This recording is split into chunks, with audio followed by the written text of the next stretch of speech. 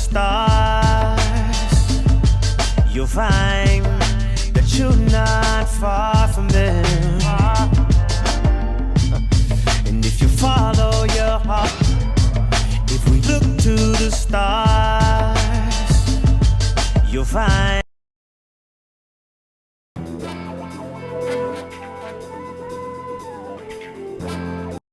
R.I.P. Isaac Hayes.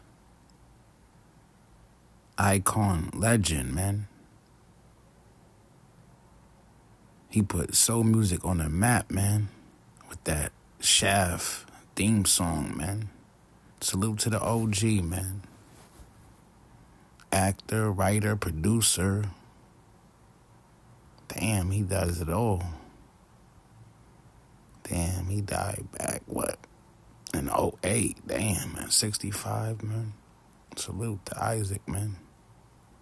His legacy lives on, man. They gonna keep remaking them Shaft movies, man. Salute, man. He got a unique voice too, man. He could do voiceovers. He could do everything. Facts. Like, share, subscribe, man. Follow me, man. R.I.P. to the legend, man. Isaac Hayes, man. Everybody still sampling his music and hip-hop, man, and using his name as a metaphor, punchline, or a simile. Salute, OG. Devil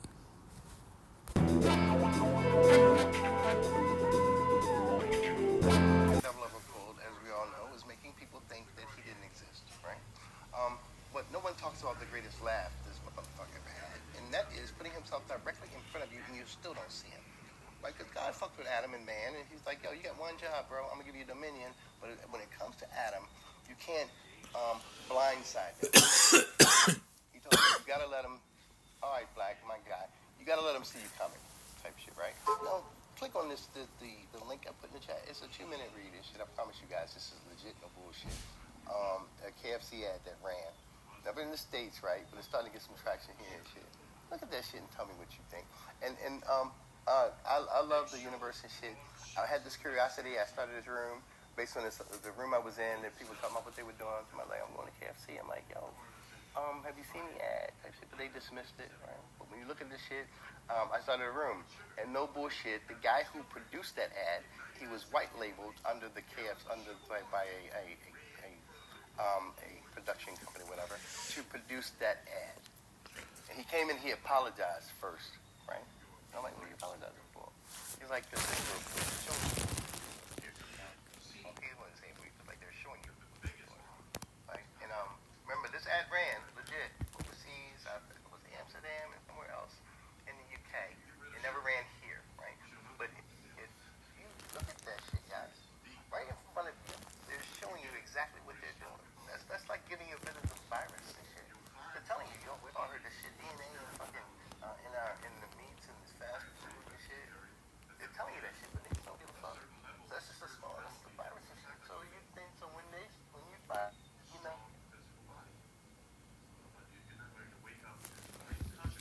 Her out before she has to say anything or make more towards that.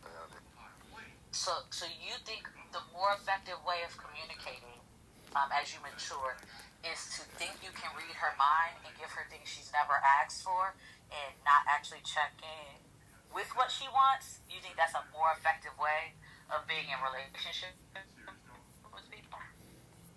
Yeah, like I guess sort of having like a balance, but between the. Are you the feedback? You went into the matrix, Leo. Are you? Oh, sorry, I'm from upstairs. Are you open to? Yes, ma'am. I love feedback. Okay, I think it's very unhealthy to try to predict what somebody thinks and not engage in a conversation with what they actually think.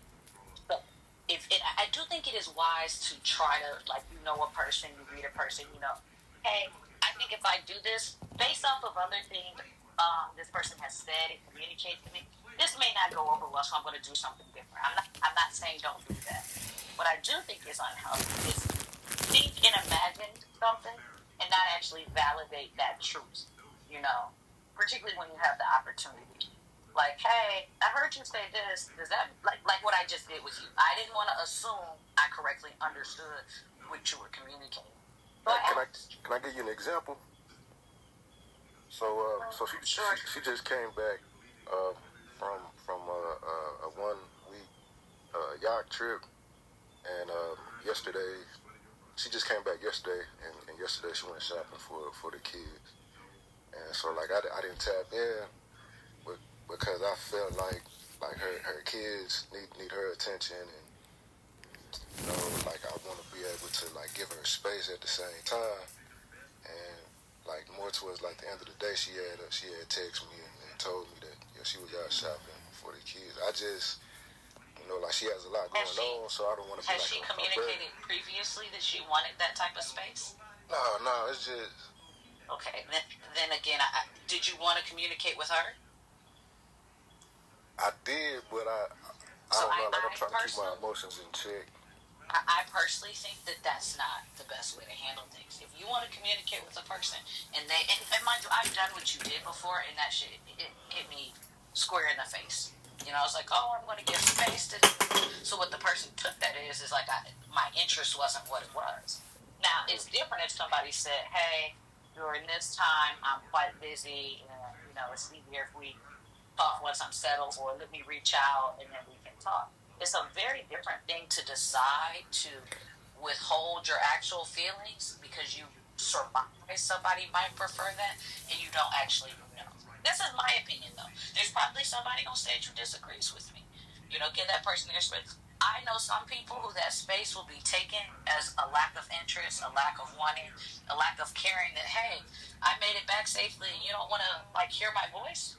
You know, so I'm just saying, I don't find that to be healthy in the absence of communication. Again, if this person has communicated that's their want and that's their need, I think it's a very healthy thing, right? But just assuming without verifying, I think is unhealthy. I'm not a therapist. You know, this is just my opinion. I got you.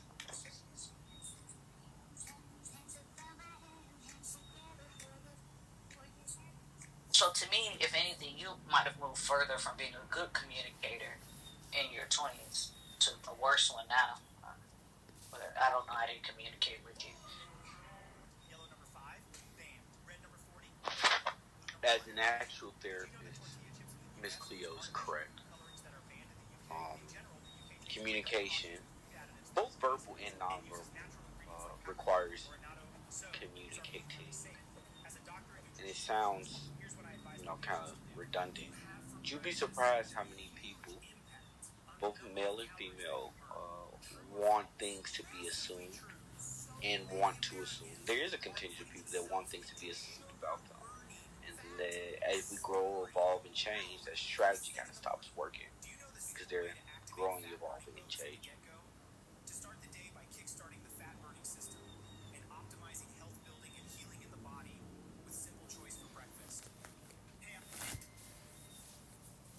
You actually want to be Miss Cleo in real life, I too. I just play one on Clubhouse.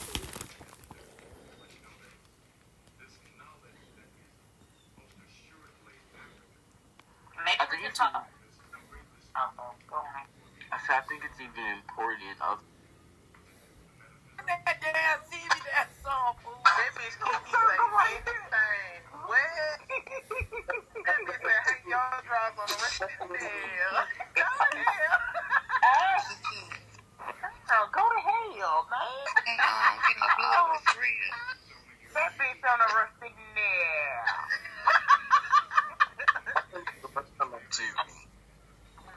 Well, cause we coming in here talking to me, little boy. It ain't nobody but the devil, bitch. Cause we finna go to church. When you get through doing all that hollering and I get through.